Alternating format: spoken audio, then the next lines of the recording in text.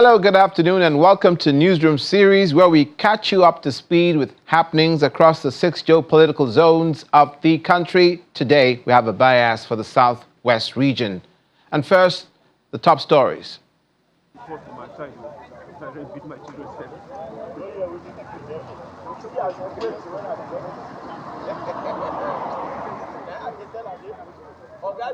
Now, these are scenes from earlier today where armed men were deployed to the Wadata Plaza in Abuja, which houses the headquarters of the People's Democratic Party, as tension continues to mount over the National Executive Committee meeting, which was expected to hold. An official of the party who spoke to Channels Television off camera says the police may have been deployed to stop the proposed expanded NEC caucus meeting. Those are members of staff of the party were initially allowed to go into the premises of the secretariat without any resistance from the police. They were later sent out. Journalists were also asked to leave the premises of the secretariat. Some policemen were seen cordoning off Dalaba Street, which is the road leading to Wadata Plaza.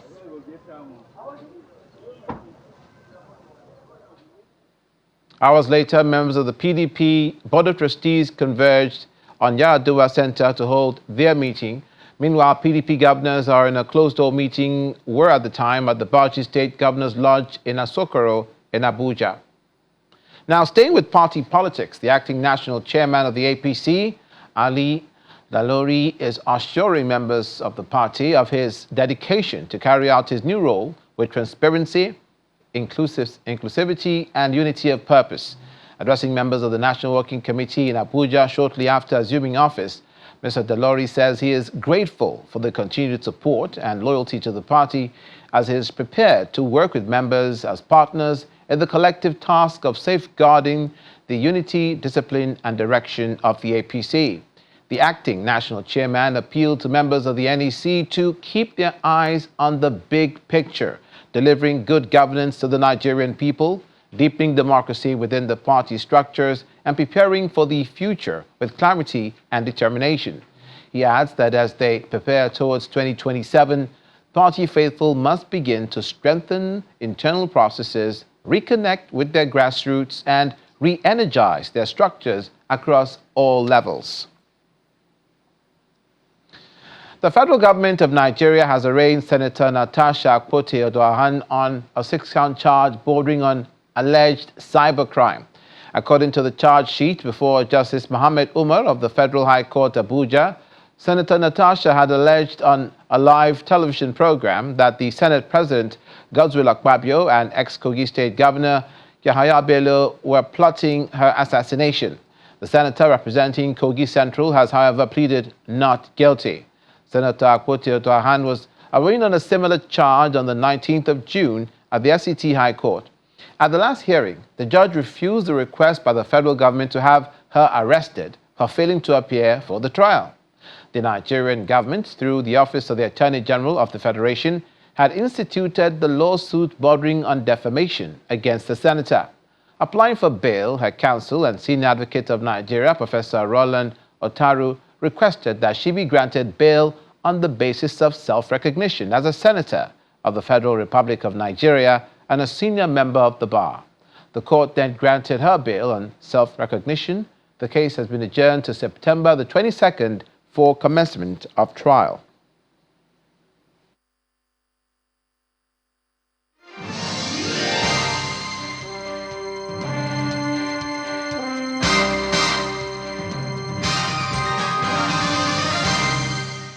Now we turn our attention to our primary focus for today's edition, which is the Southwest region. And we begin in Ogun State, where the government, in partnership with the World Bank, have held a parliamentary dialogue on gender-based violence, gender mainstreaming, and diversity, equity, and inclusion legislative framework to further enlist better understanding of all stakeholders against the issue.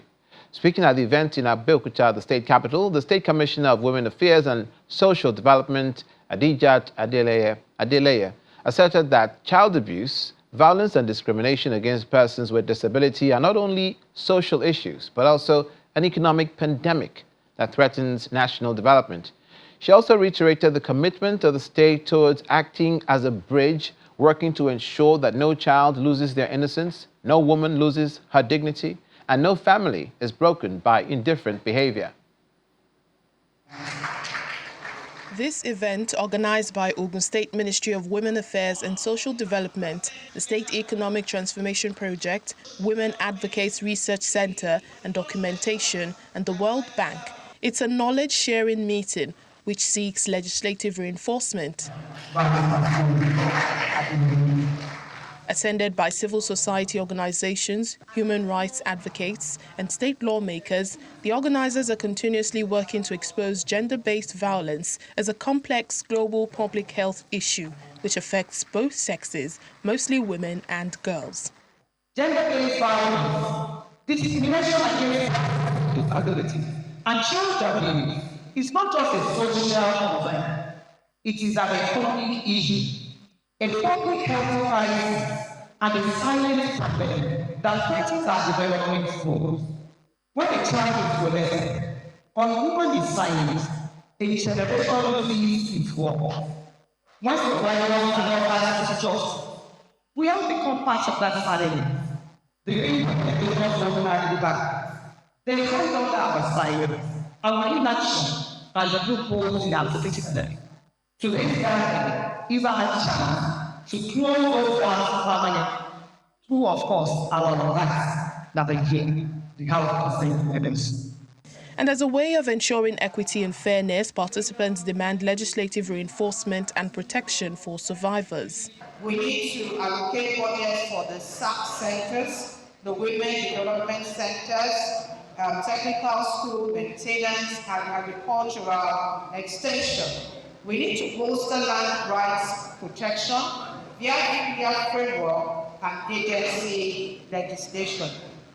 So together, your legislative leadership will secure Ofsted gains, ensuring lasting protection and empowerment for women, youth, and rural communities. While promising adequate laws against the menace, the Speaker of the State House of Assembly says a bill is currently before the House to tackle and ensure equal opportunity for men and women. It is not only about beating or anything. We have seen occasions or cases where men were raped by women. That is also gender-based. We are looking at equal opportunities for all sexes to grow economically, to achieve their aim in life, so that some will not see themselves as being ridiculed or relegated. Participants believe this and other issues agreed on are positive steps towards achieving meaningful results to stop the violence. Now to the health sector, the federal government has expressed its willingness towards deploying nuclear medicine towards addressing various health challenges facing the nation, especially cancer screening and treatment. The Minister of State for Health and Social Development, Isiaq Salako, announced this in Abeokuta, the Ogun State capital, while addressing members of the National Nuclear Medicine Technical Working Group in the state capital. He informed them that 6 cancer centers of excellence are being constructed across the 6 geopolitical zones of the country towards reducing the burden of cancer, improving cancer treatment infrastructure, as the country is poised to deploy all solutions and all management possibilities to tackle the challenge. Our partnership with the Atomic Energy Agency has significantly helped us to develop a lot of human resources capacity around nuclear medicine. Because we have not given priority attention in terms of providing the needed infrastructure, the contribution of nuclear medicine not only to cancer management, but to disease management generally in our country is very, very suboptimal. It is against this background that in February this year, we inaugurated this technical working group. And I'm happy that today I'm able to join you in this workshop, which is designed to develop for the development of nuclear medicine guideline and policy for the country.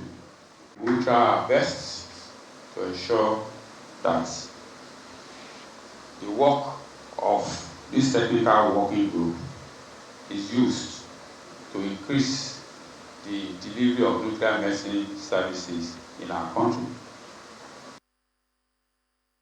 Also in the health sector, but this time in Lagos State, who've taken their awareness campaign against cholera to Ikorodu Division. The awareness program, organized by the Lagos State Environmental Protection Agency in tandem with the United Nations Industrial Development Organization and the government of Japan, is aimed at educating informal food vendors, water vendors, as well as waste workers in flood-prone areas on the need to ensure cleanliness and prevent cholera outbreak in the state. Food, water vendors, waste workers, secondary school students in Ikorodu area of the state are the first set of people to be sensitized by the Lagos State Environmental Protection Agency on cholera outbreak prevention in Lagos.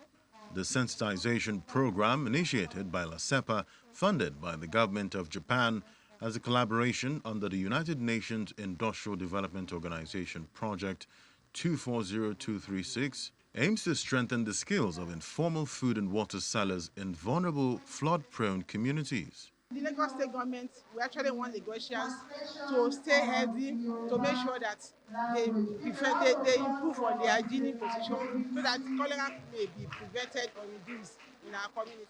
The essence of the program is to provide public awareness to informal food and water vendors and waste workers in Lagos following the cholera outbreak that happened last year. So the government of Lagos State approached UNIDO to provide some assistance in the area of cholera prevention. So UNIDO, through the government of Japan, who is funding this project, is implementing this project to assist the government of Lagos. So we target to reach about 800 residents in total from the 8 awareness seminars we're planning. So the baseline target is about to reach about 800 people across. So from Ikorodu here, target is about 100, but the number is so far is more than 100. So hopefully when we go to other areas, we'll also meet people and provide sensitization. Loma is also supporting the awareness exercise in order to keep Lagos clean. This vital initiative aligns with Loma mission to promote a cleaner, healthier Lagos. We commend the effort to empower communities and people to combating cholera through awareness and building. Loma pledges support for this noble cause. Representatives of the Ministry of Environment and Water Resources encourage participants to adopt food safety practices and ensure proper waste disposal as key steps in preventing cholera. The only prevention which we have been preaching to people is one, to ensure food safety, ensure that what you are eating is well cooked, it is not raw, it is washed if it is fruit, then ensure that you have food safety. The second is for you to ensure that there is water safety. Take water from pure source, pipe-borne water, preferably, bottled water, better. Then in the case of borehole, ensure that your borehole is deep borehole, not shallow water. In June 2024, Lagos State experienced a cholera outbreak affecting areas like Ikorodu, Badagry, Lagos Island, Koshofe, and Etiosa. The initiative is part of a multi-pronged response by the Lagos State government to intensify surveillance, improve sanitation, public health education, to guard against cases of cholera in the state. You're watching Newsroom series on Channels Television. Coming up, we're staying in the Southwest region, and when we do so, the Lagos State government opens a new farm junction along Channels TV Avenue in the Isheri area of Lagos. Details when we come back.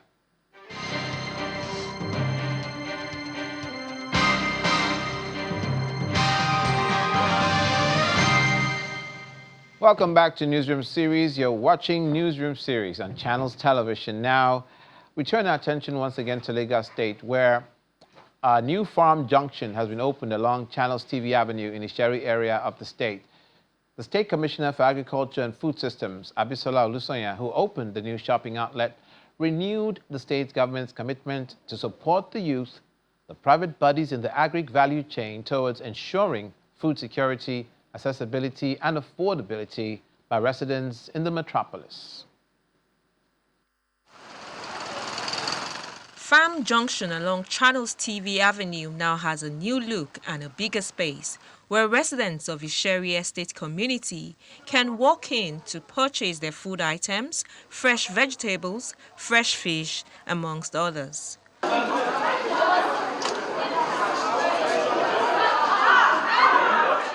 The Lagos State Commissioner for Agriculture and Food Systems is here, alongside the Special Advisor on Agriculture and other senior management staff of the ministry, to see what the new edifice looks like.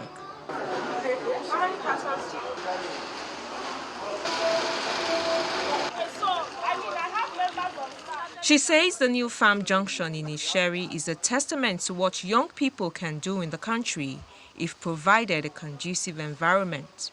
Being in this retail space of Farm Junction, clean, modern, and I believe that it's a place where each and every one of us would want to shop at. I think it just shows that Lagosians are waking up to the fact that shopping under right and hygienic conditions is what we all clamor for. And being here today is proof and testament of that. And a hearty congratulations to the Farm Junction team, to the Demila Industries team, headed by Mr. Omogoye. And I think that it just continues to show the power of synergy, the power of collaboration. Having 5 locations across Lagos and growing. I mean, you have Agege, you have here in Isheri, you have in Ogudu, you have in Ibejuleki, you have in Aja.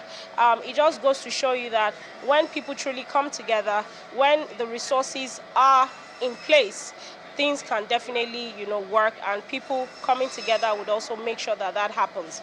The CEO of Farm Junction says the mini shopping outlet was inspired by the need to reduce bottlenecks in getting produce from the farm to the consumers. We have identified some of the challenges in the food value chain.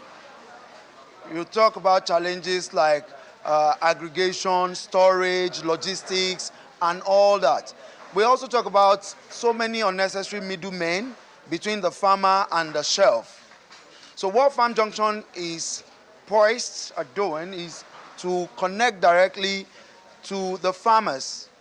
So farmers bring their produce directly, and that's cutting off unnecessary middlemen. We do the product handling, and you get it at the most affordable price. Food should not be expensive in Lagos. So we are walking the talk. And beyond that also, we have noticed that places they sell food are always dirty and, and most of us, we've traveled around the world. You see how a standard grocery store should look. It should be in an hygienic place, environment. And that's what we are trying to bring here. Also speaking is the Olofin of Isheri, who commends the giant strides by Farm Junction in creating jobs for the people. This place is the border town for Lagos and Ogun State. So it was going to be something on a larger scale, but I never knew the entrepreneurial skill that Mr. Yinka had was going to bear something like this even before the government could start it. So I congratulate him and I thank him for citing this in my community, because this is actually what we want, to bring employment to our people, to bring development to the town, and I'm so happy that he has decided to found this here. To help to transform.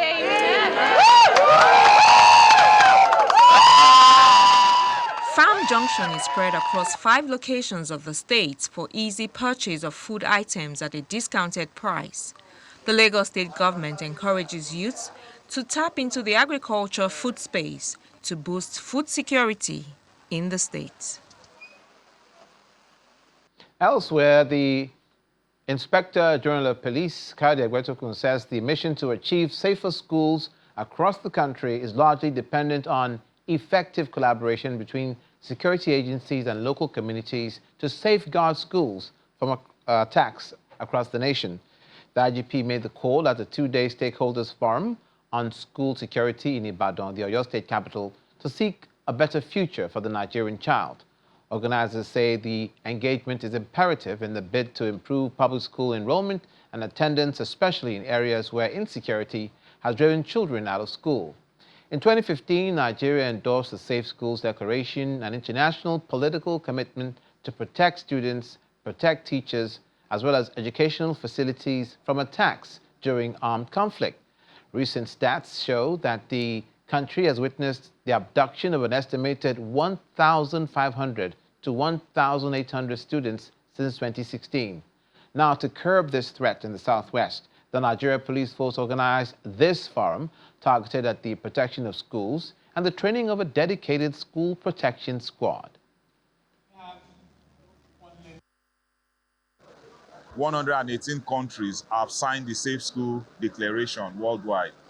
And the federal government of Nigeria have a duty to implement this Safe School Declaration. And the purpose is to ensure that there is no disruption in educational activities in all schools across Nigeria. And the Inspector General of Police, IGP Kayode Adeolu Egbetoku, PhD, has a passion to ensure that this initiative is fully implemented.